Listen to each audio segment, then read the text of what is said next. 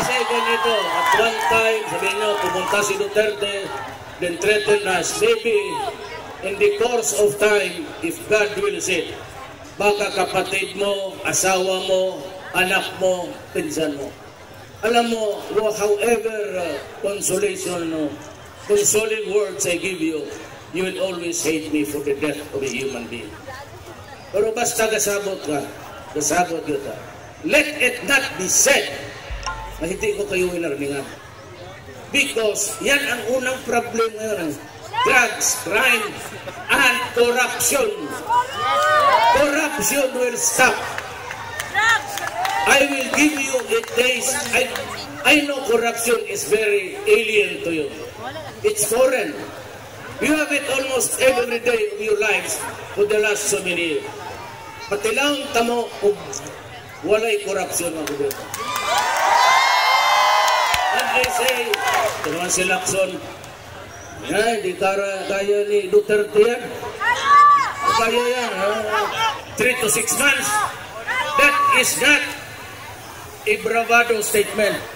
It is intended to put pressure on me so that I will act as fast and forthwith.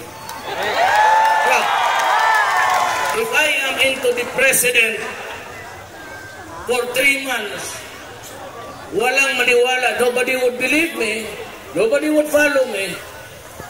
Look, even if you give me 20 years, I would not be able to do it. No. You want to try? Sige. Magsugal kayo sa akin, madugo yan. Madugo. Utang hinap. Isubukan mo ako. Try me. I mean, sabi pa rin itong issue, I can kill people for money, for doing drugs. I can kill all criminals without a tear. They can all go to hell. Sabi ng Misigano, and I don't care. Wala ako. Kaya, may isa akong yan si Dilema. Utang ina, huwag kayong bumoto dyan. Ang manalo dyan, ang kriminal.